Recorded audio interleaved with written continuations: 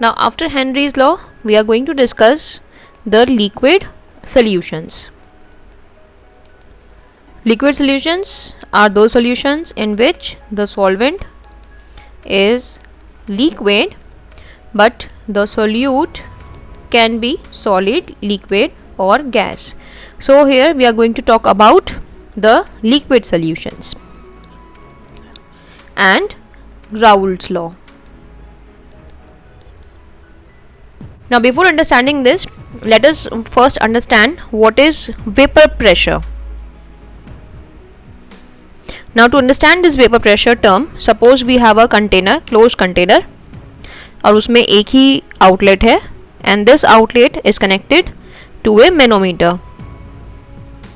and this manometer is filled with mercury.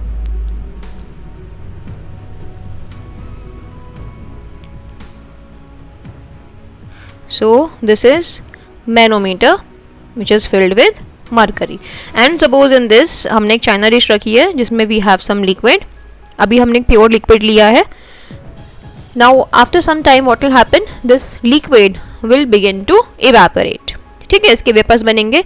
Now after some times the saturation stage will come when the rate of this evaporation of vapor will become equals to the rate of condensation of the vapour. यानी कि जितना liquid vapour की form में convert हो रहा है that will become equal to the number of the vapours which are condensing back to form the liquid. तो एक स्टेज आएगी जहां पे rate of evaporation will become equals to the rate of condensation. ना इस स्टेज के आने पर उस टाइम पर जो ये वेपर्स हैं जो ये प्रेशर एक्सर्ट करेंगे on this manometer that will be called as the vapour pressure.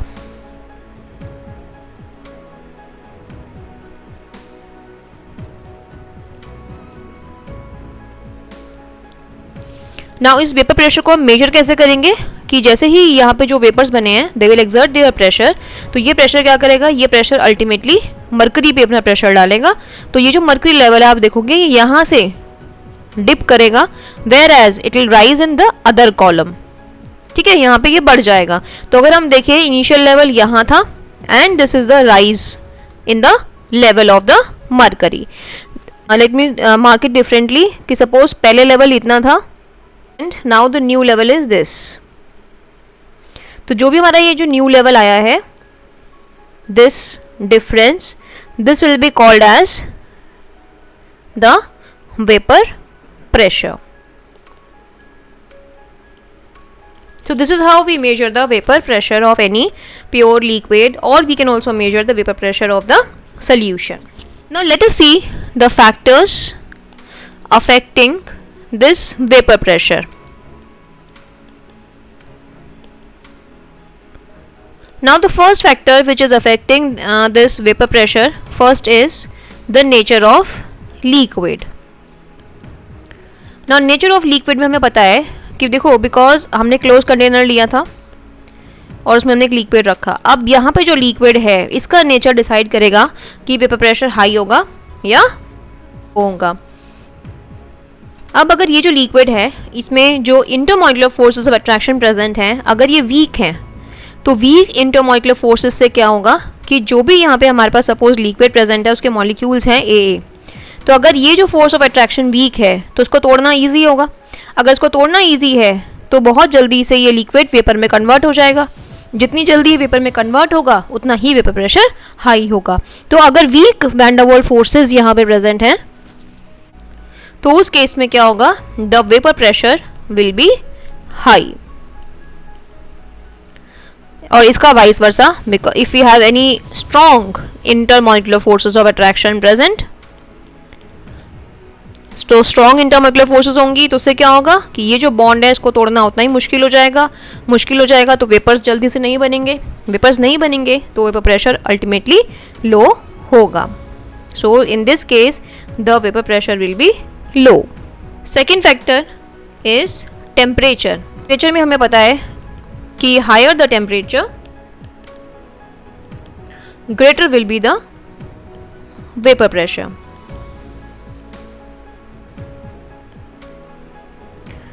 Why? Because जैसे ही आप टेम्परेचर बढ़ाओगे वैसे ही मॉलिक्यूल्स की काइनेटिक एनर्जी जो है वो बढ़ेगी and more number of molecules will leave the surface. Now if more number of molecules will leave the surface, तो यानी कि उतनी ही ज़्यादा वेपर्स होंगे and so consequently vapour pressure will B high. So this is about vapor pressure of pure liquid or pure solution.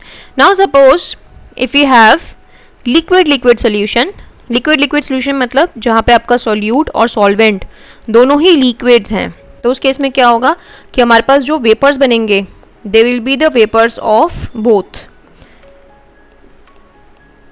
ठीक है, तो यहाँ पे जो vapors बनेंगे ये solute के vapors भी होंगे प्लस इसी में हमारे पास solvent के vapors भी प्रेजेंट होंगे. तो यानी कि यहाँ पे हमारे पास जो भी टोटल प्रेशर आएगा that total pressure will be the partial pressure of solute plus partial pressure of solvent. तो ये चीज़ हमें ध्यान में होनी चाहिए कि जो टोटल वेपर प्रेशर होगा in case of a solution that will be equals to the partial pressure of solute plus partial pressure of the solvent. ना इस तरह के हमारे पास जब भी सिस्टम्स होंगे जहाँ पे हमारे पास दोनों ही लिक्विड प्रेजेंट है एंड बोथ आर वॉलेटाइल, तो for such type of solutions the vapour pressure of each component is given by Raoult's law. Now Raoult's law क्या है? राउल्स लॉ है कि that in a solution the vapor pressure of a component at a given temperature is equal to its mole fraction multiplied by its vapor pressure in the pure state.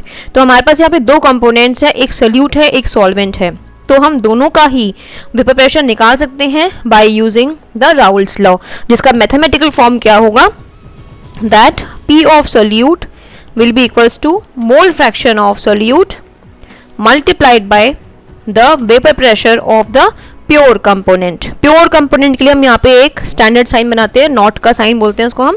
तो P not here stands for the pure vapor pressure of the solute या vapor pressure of the pure solute. Similarly we can write for pressure of solvent that will also be equals to mole fraction of solvent multiplied by P naught of solvent. Now usually आप देखेंगे कि हम notation में one subscript use करते हैं for solvent and two use करते हैं for solute. तो we can write it as P2 is equals to Chi2 into P naught of 2. We can write P1 is equals to Chi1 into P1 naught. So this is the way to determine the partial vapor pressures of solute and solvent present in a solution. अब ये जो हमने expressions निकाले हैं इनको हम substitute करेंगे P total के रिलेशन में. तो P टोटल क्या हो जाएगा यहाँ पे? P total will becomes equals to P1 nought Chi1 plus P2 nought into Chi2. Now we know that Chi1 plus Chi2 is equals to 1 for a binary system. तो हम यहाँ पे क्या कर सकते हैं? We can write that Chi1 is equals to 1 minus Chi2 और इसको हम सब्स्टिट्यूट कर देंगे यहाँ से यहाँ. तो ये एक्सप्रेशन क्या हो गया? P1 not into 1 minus Chi2 plus P2 not Chi2. This will B P1 not minus Chi2 P1 not plus P2 nought into Chi2. तो हम यहाँ से क्या करेंगे? P1 नॉट को एज इट इज़ लिखते हैं और बाहर प्लस रखते हैं, इस माइनस को हम अंदर ले जाएंगे तो यहाँ से Chi2 कॉमन निकलेगा. तो this will be P2 nought minus P1 nought. So this is the total vapour pressure. Now this equation can be linked with the equation of y is equals to mx plus c, यानी कि which is a straight line equation in mathematics. तो आप देखोगे this can be exactly correlated with this equation. तो अगर हम इसका graph draw करेंगे इस इक्वेशन के लिए this will come out to be a straight line. So let us see the plot of vapor pressure versus mole fraction. तो अब अगर हम मोल फ्रैक्शन देखें सबसे पहले, तो हम सबसे पहले प्लॉट करते हैं मोल fraction of component 2 of component 2, ठीक है, क्योंकि यहाँ पे काई 2 से रिलेटेड है पी टोटल। तो अब मोल फ्रैक्शन इनिशियली आप देखोगे this will be 0 and it will rise to maximum 1। Maximum 1 जहाँ आ गया तो उसका मतलब क्या है कि you have the pure component. तो उस टाइम पे जो भी हमारा वेपर प्रेशर होगा that will be marked as P2 nought. तो अगर हम ग्राफ प्लॉट करें तो इस लाइन के लिए जो ग्राफ आएगा this will come like this.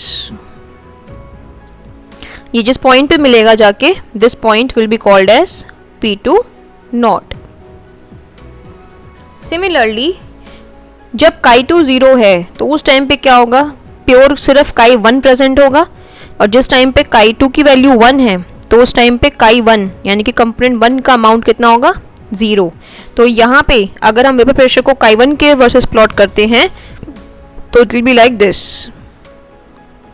फिर this graph tells you about P1 which is equals to chi 1 into P1 nought, and जो ये वाला ग्राफ है, ये लाइन जो है, this line tells you about the P total which is equals to P1 plus P2।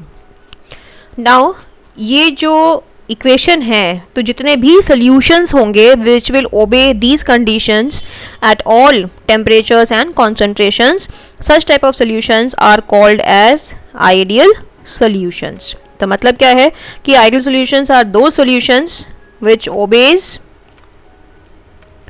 The Raoult's law at all temperatures and concentrations, ठीक है। और जब भी राउल्ट्स लॉ आपसे एग्जाम में पूछा जाएगा आपको इसको भी ड्रॉ करना है। Now some important points which we should remember about the Raoult's law is that this law is applicable only when both the components of the solution are volatile and completely miscible, यानी कि जो दोनों components हैं solute और solvent, ये दोनों एक दूसरे में अच्छी तरह से सोल्यूबल होने चाहिए, मिसिबल होने चाहिए, प्लस वॉलेटाइल होने चाहिए। वॉलेटाइल मतलब जो वेपर्स में कन्वर्ट हो जाए। अब जब वेपर्स बनेंगे तो ऑब्वियसली दोनों कंपोनेंट्स बराबर तो वॉलेटाइल नहीं होंगे, ठीक है। तो जो भी ज़्यादा वॉलेटाइल कंपोनेंट होगा उसी के वेपर ज़्यादा बनेंगे। तो यानी कि अगर हम वेपर फेज कंपोजिशन की बात करें तो वेपर फेज कंपोजिशन में सॉल्यूट या सॉल्वेंट में से उस कंपोनेंट के हमें वेपर्स ज़्यादा दिखाई देंगे जो ज़्यादा वॉलेटाइल होगा, ठीक है, और यानी कि उसी का कॉरस्पॉन्डिंग पार्शियल प्रेशर ज़्यादा होगा। So the vapour will be richer in more volatile component. Third point क्या है कि solutions which obey the Raoult's law, मैंने अभी बताया भी था कि जो भी सॉल्यूशंस हैं which obey the Raoult's law in all conditions of temperature and concentration, these are called as ideal solutions.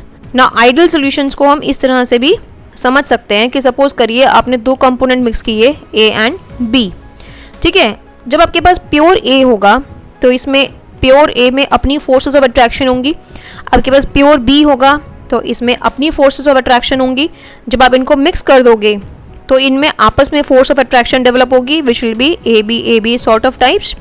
Now ideal solution का मतलब क्या है, then the force of attraction between AA molecules is of same magnitude just like the force of attraction between the BB molecules, and both are also similar to forces of attraction which are existing between the molecules of AB, ठीक है।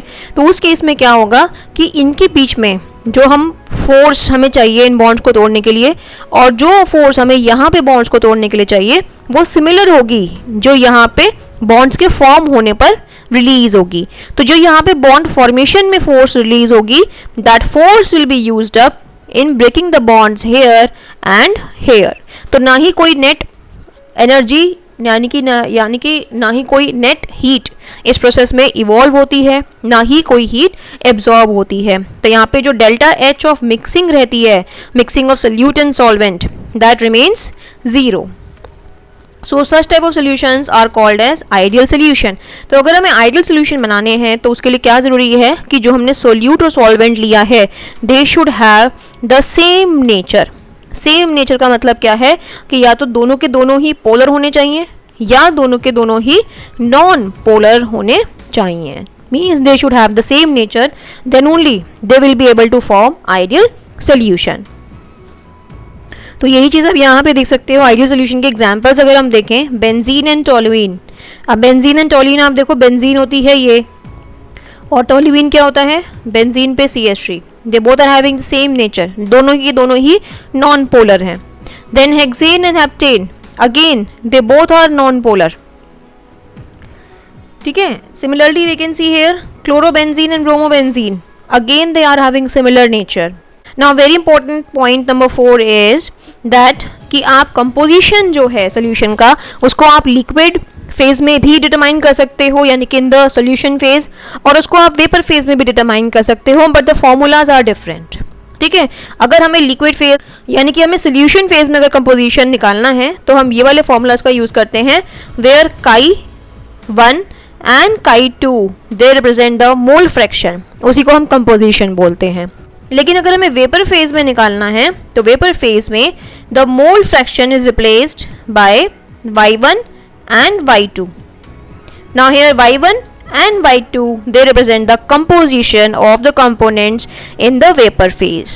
ठीक है, आप formula देख सकते हो, यहाँ पे P1 नॉट है, लेकिन यहाँ हम P टोटल यूज कर रहे हैं, यहाँ P2 नॉट है, but again here we are using P total. तो ये फॉर्मूलाज अलग अलग हैं। तो आपको इसमें क्या होता है, न्यूमेरिकल आपको दिया जाता है, जिसकी भी हम प्रैक्टिस भी करेंगे। तो न्यूमेरिकल में आपको ध्यान में ये देना है कि आपको कंपोजिशन लिक्विड फेज में निकालना है या वेपर फेज में। Now let us see some questions on the formulas discussed. तो अभी तक हमने 2 फॉर्मूलाज डिस्कस किए हैं, एक है vapour phase composition in the solution, ठीक है। तो अगर हम सोल्यूशन की बात कर रहे हैं तो in solution we obey the Raoult's law. तो राउल्स लॉ के हिसाब से द पार्शियल प्रेशर्स P1 और be it P2, this is given by chi1 into P1 naught, this is given by chi2 into P2 naught. Whereas if we talk of the vapor phase composition, so there the formula is given by that the partial pressure of the component will be equals to mole fraction into P total. Similarly the P2 is given by y2 into P total. Now let us see the question. Vapor pressure of chloroform and DCM, which is dichloromethane, at 298 Kelvin are this and this respectively. तो ये pure vapour pressures दिए मैं आपको, यानी कि हमें पहली चीज़ क्या दिए रखी है, P not of pure chloroform, ये आपको दिया हुआ है 200 mmHg, और एक आपको दिया हुआ है pure vapour pressure of DCM, इसको हम DCM लिखते हैं शॉर्ट में, डाइक्लोरोमीथेन। तो this is given as 415 mmHg. Now let us see what we have to calculate. First they have asked to calculate the vapor pressure of the solution prepared by mixing this much gram of chloroform and this much gram of DCM at 298 Kelvin. Vapor pressure of the solution निकालना है, यानी कि P total निकालना है। अब हमें पता है P total कैसे निकलता है, P total is equals to partial pressure of chloroform plus partial pressure of DCM, which is equals to, in expressions का हम यूज़ करेंगे तो this will B chi of chloroform into partial pressure of chloroform in the pure form plus chi of DCM into pure partial pressure into pure vapor pressure of DCM. तो सबसे पहले हमें mole fraction निकालना पड़ेगा, तो सबसे पहले mole fraction निकालते हैं। नाउ काई ऑफ क्लोरोफॉर्म क्या होगा, number of moles of chloroform divided by total number of moles of components present in solution. अब नंबर ऑफ मोल्स निकालने के लिए हमें सबसे पहले मोलर मास निकालना पड़ेगा। तो मोलर मास ऑफ क्लोरोफॉर्म ये कितना होगा, कार्बन का 12, हाइड्रोजन का 1, ठीक है, 3 क्लोरीन है और 1 क्लोरीन का होता है 36.5। तो इसको आप कैलकुलेट करोगे, this molar mass will come out to be 119.5 grams. Then we have to calculate molar mass of DCM, which is dichloromethane. तो ये कितना हो जाएगा, 12 plus 2 plus 2 into 36.5 and this will come out to be 85 grams per mole. Now वापस यहीं पे आते हैं, नंबर ऑफ मोल्स जहाँ हमें लिखने हैं। ना क्लोरोफॉर्म के लिए नंबर ऑफ मोल्स क्या होंगे, given mass upon molar mass, और क्लोरोफॉर्म का गिवन मास कितना है 35.5 और मोलर मास कितना है 119.5। तो ये number of moles of chloroform कितने हो जाएंगे 25.5 divided by 119.5. Now this has to be divided by again 25.5 by 119.5 plus DCM का मास गिवन है 40 ग्राम्स, तो यानी कि 40 डिवाइडेड बाय मोलर मास है 85, तो यानी कि डिवाइड बाय 85। तो इसको आप कैलकुलेट करोगे तो यहाँ से जो मोल फ्रैक्शन ऑफ क्लोरोफॉर्म है this will come out to be 0.312। अब ये आ गया मोल फ्रैक्शन ऑफ क्लोरोफॉर्म। अब सोल्यूशन में सिर्फ दो ही चीज़ें हैं, एक क्लोरोफॉर्म एक DCM। तो अगर मोल फ्रैक्शन ऑफ क्लोरोफॉर्म हमारे पास आ गया है 0.312, तो हम मोल फ्रैक्शन ऑफ DCM निकाल सकते हैं किस रिलेशन से 1 माइनस काई ऑफ क्लोरोफॉर्म से, because total mole fraction of the solution या total mole fraction of all the components present in the solution is 1। तो this will be 1 minus 0.312, so this will come out to be 0.688। ठीक है, अब हमारे पास ये वाले दोनों मोल फ्रैक्शंस आ चुके हैं और प्योर प्रेशर्स ये हमें यहाँ पे दिए हुए हैं, तो हम वैल्यूज़ डालेंगे and we will calculate P total. इस फॉर्मूले को हम यहाँ पे इसे यूज़ करेंगे इक्वल्स टू, अब मैं डायरेक्टली वैल्यूज़ डाल रही हूँ। काई ऑफ क्लोरोफॉर्म है 0.312 मल्टीप्लाइड बाय प्योर क्लोरोफॉर्म का partial pressure which is 200 mmHg plus 0.688 multiplied by 415।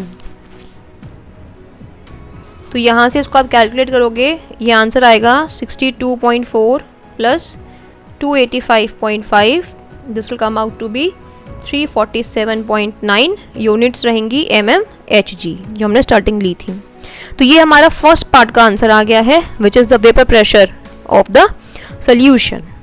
अब हम निकालेंगे सेकेंड पार्ट का आंसर, जहाँ पे हमें निकालना है मोल फ्रैक्शन ऑफ ईच कंपोनेंट, यानी कि हमें निकालना है y1 and y2 in the vapour phase. ठीक है, तो अगेन बहुत सिंपल है, P1 और P2 हमें निकालने पड़ेंगे यूजिंग दीज रिलेशंस, और P टोटल हमने कैलकुलेट कर लिया है and y1 y2 are to be calculated as a mole fraction.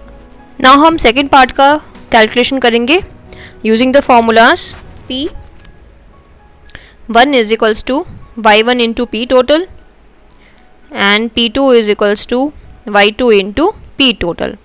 अभी हमने देखा था कि हमने P total कैलकुलेट किया था which was 347.9 mmHg। ठीक है, y1 y2 ये दोनों हमें कैलकुलेट करने हैं। Now we have to first calculate P1 and P2, वो हम करेंगे यूजिंग द राउल्ट्स लॉ, यानी कि chi1 into P1 nought and this equals to chi2 into P2 nought. तो सपोज ये जो 1 है this let be for chloroform and this one let be for DCM। यहाँ से हम कैलकुलेशन करेंगे पहले मोल फ्रैक्शन ऑफ क्लोरोफॉर्म, ये हमने अभी नहीं निकाला था, तो मोल फ्रैक्शन ऑफ क्लोरोफॉर्म था 0.312 multiplied by vapour pressure of pure chloroform जो आपको कितना दिया हुआ है 200 mmHg, तो जस्ट मल्टीप्लाइड बाय 200, तो यहाँ से हमारे पास आ जाएगा this quantity 62.4 mmHg। Now P2 हमें निकालना है, तो ये क्या होगा again mole fraction of DCM, अभी जो हमने निकाला था आप पिछली स्लाइड में देख सकते हैं, तो this came out to be 0.688 multiplied by P2 nought, ये दिया हुआ है आपको 415, तो इसमें हम ऐड मल्टीप्लाई कर देंगे इसको, this will come out to be 285.5 mmHg। तो अब आप ये देखो, अब यहाँ से हमने ये P1 और ये P2 इसकी वैल्यूज़ निकाल ली हैं, तो ये हम यहाँ पे सब्स्टिट्यूट कर देंगे। P टोटल हमारे पास है, तो now using the formula we will calculate y1 and y2। तो वापस हम ये फॉर्मूलाज यूज़ करते हैं, P for chloroform is equals to y of chloroform into P total. तो P ऑफ क्लोरोफॉर्म आप देखिए कितना निकाला है 62.4 mmHg divided by P total which is 347.9 mmHg। So this will be the mole fraction for chloroform in the vapor phase। तो इसको आप calculate कीजिए and this answer will come out to be 0.18। Similarly, using the same relation for DCM, यानी कि CH2Cl2, this will be Y of CH2Cl2 into P total. तो यहाँ से आप देखोगे Y of CH2Cl2 कितना आ गया, partial pressure of CH2Cl2 divided by P total. ना partial pressure of CH2Cl2, ठीक है, ये कितना आया है 285.5 डिवाइडेड बाय टोटल कितना है 347.9. इसको कैलकुलेट कीजिए, this will come out to be 0.82. So this is the composition. Total देखो 1 ही आएगा, ठीक है. So this is the answer for mole fraction of each component in vapour phase. Now this is the question number 2. Mole fraction of ethyl alcohol in solution with methyl alcohol is this. Mole fraction आपको दिया है ethyl alcohol का in it solution with methyl alcohol. तो यानी कि this is ethyl alcohol, ये आपको दिया है 0.80. साथ में आपको ये भी लिखा है कि जो सोल्यूशन है उसमें एक आपके पास इथाइल अल्कोहल है और एक आपके पास मिथाइल अल्कोहल है. तो यानी कि इन दोनों का जो टोटल मोल फ्रैक्शन है that will be equals to 1. तो यहाँ से हमें आ जाएगा chi of CH3OH, this will be 1 minus 0.80, this will be 0.20. उसके बाद आपको दिया हुआ है कि vapour pressure of ethyl alcohol of the solution is this. तो ये आपको दिया हुआ है प्योर इथाइल अल्कोहल का वेपर प्रेशर, यानी कि P not of ethyl alcohol. ये आपको दिया हुआ है 40 mmHg. तो you have to calculate vapour pressure in solution. तो वो हम कैसे निकालेंगे, vapour pressure in solution will be equals to mole fraction of C2H5OH multiplied by P not of C2H5OH. तो प्योर इथेनॉल का मोल फ्रैक्शन है 0.80 मल्टीप्लाइड बाय प्रेशर कितना दिया है 40. सो इसको इससे मल्टीप्लाई कर दीजिए and the answer will come out to be 32 mmHg. ठीक है. ऑल्दो इस क्वेश्चन में ये यूज़ नहीं हो रहा है कहीं पे भी, but I have shown you that अगर कहीं आपको कैलकुलेशन में यूज़ करना है तो how will you calculate the mole fraction for the other component of solution. Another question, vapor pressure of a pure liquid A is this and the vapor pressure of this liquid in solution with liquid B is this. जब आपसे बोला है कि pure liquid का vapour pressure ये है तो यानी कि PA नॉट आपको दिया है which is 40 mmHg और सोल्यूशन में आपको उसी कंपोनेंट का दिया है यानी कि सिर्फ PA दिया है आपको 32 mmHg. Now they have asked you to calculate the mole fraction of A in the solution if the mixture obeys Raoult's law. तो Raoult's law लगाएंगे, PA is equals to chi A into PA naught. तो ये mole fraction आपको यहाँ पे निकालना है, तो chi A will be equals to PA divided by PA naught. Very simple question. So 32 divided by 40. तो जो यहाँ पे यूनिट्स हैं दोनों प्रेशर की यूनिट्स होंगी तो they will get cancel out. So हमें पता भी है कि जो मोल फ्रैक्शन है that is a unitless quantity. तो ये जो मोल फ्रैक्शन है इसकी वैल्यू आप निकाल लीजिए, this will come out to be 0.8. तो this is the answer. Another question, methanol and ethanol form nearly an ideal solution at 300 Kelvin. A solution is made by mixing 32 grams of methanol and 23 grams of ethanol. ठीक है, यानी कि आपको मास दिया है of ethanol 23 grams, mass of methanol, अब formulas आपको पता होने चाहिए, ये आपको दिया है 32 grams. Now calculate the partial pressure of its constituents, यानी कि आपको निकालना है P of C2H5OH and P of CH3OH and the total pressure. P total आपको निकालना है, तो P टोटल तो ऑब्वियसली इनका सम होगा, तो ये निकाल लिया तो सम वैसे ही हो जाएगा. अब क्योंकि ये आइडियल सोल्यूशन फॉर्म कर रहे हैं तो obviously they will obey the Raoult's law. तो राउल्ट्स लॉ के हिसाब से this will be equals to chi of C2H5OH into P not of C2H5OH and this will be equals to chi of CH3OH into P not of CH3OH. तो ये आपको जो दिए हुए pressures, these are the pure pressures. तो ये आपको quantities दे रखी हैं, लेकिन हमें पहले काई निकालना पड़ेगा. तो let us first calculate the काई. नाउ काई of C2H5 will be number of moles of ethanol divided by number of moles of ethanol plus number of moles of methanol. Now number of moles of ethanol निकालने के लिए हम क्या करेंगे, given mass upon molecular mass. अब molecular mass अभी तक आपको याद हो जाने चाहिए, तो मॉलिक्यूलर मास इसका है 46 डिवाइडेड बाय 23/46 प्लस इसका गिवन मास है आपको 32. So this will be 32/32. तो उसको आप कैलकुलेट करिए. This will be 0.5 divided by 0.5 plus 1 equals to 0.5 divided by 1.5. So this will be 0.33. तो अगर एक आ गया है तो दूसरा हम निकाल लेंगे कैसे. This will be equals to 1 minus mole fraction of C2H5OH यानी कि 1 माइनस 0.33. This will B 0.67. तो अब हम क्या करेंगे, we will calculate the partial pressures. ठीक है, मोल फ्रैक्शन ये हमने निकाल लिया है, पी नॉट प्योर आपको दे रखे हैं. तो first you will calculate these two pressures और जो भी वैल्यू आएगी लास्ट में आपको इनको ऐड करना है to calculate the total pressure. Now let us see the effect of adding a non-volatile solute on the vapor pressure of a liquid solvent. Now suppose in a beaker we have pure solvent और इसको हमने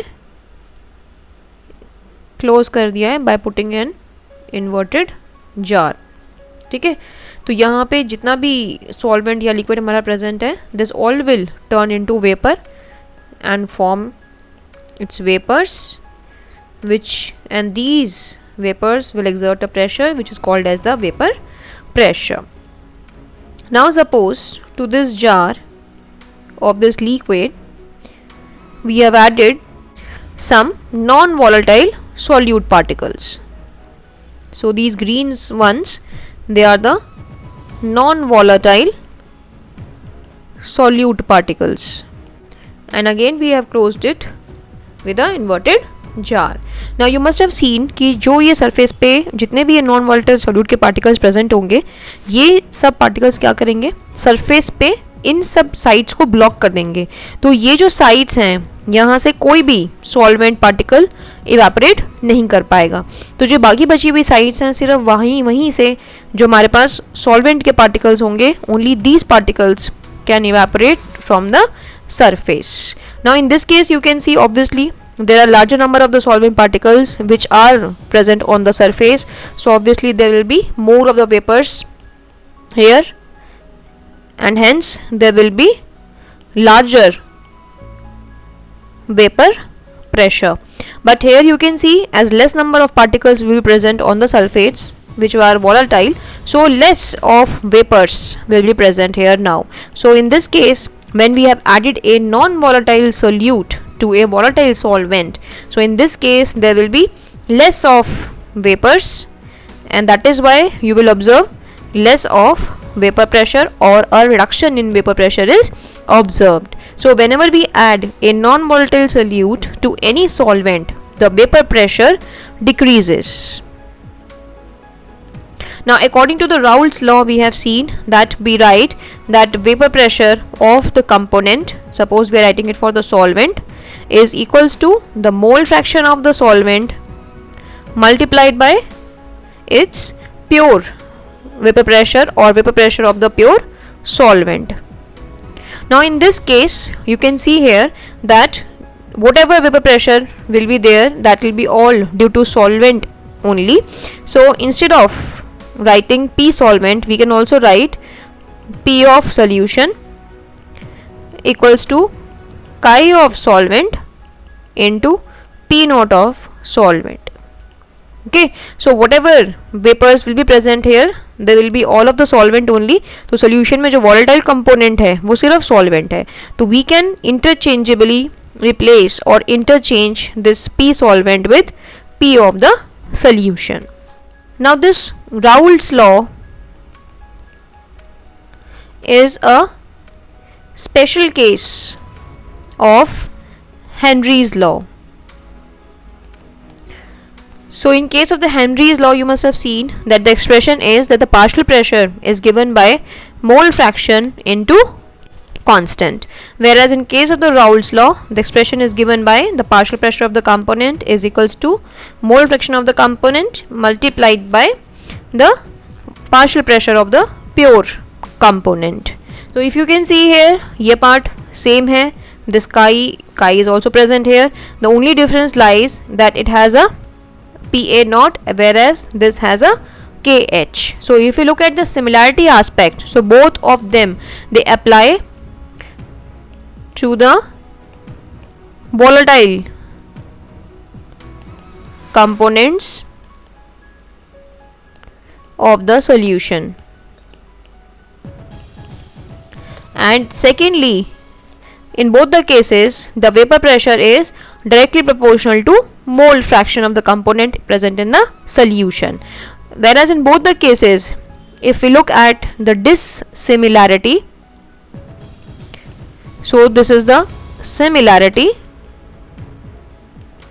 So if you look at the dissimilarity lies in terms of that in case of the Raoult's law we have the partial pressure of the pure component, whereas in case of the Henry's law we have the experimentally determined Henry's constant.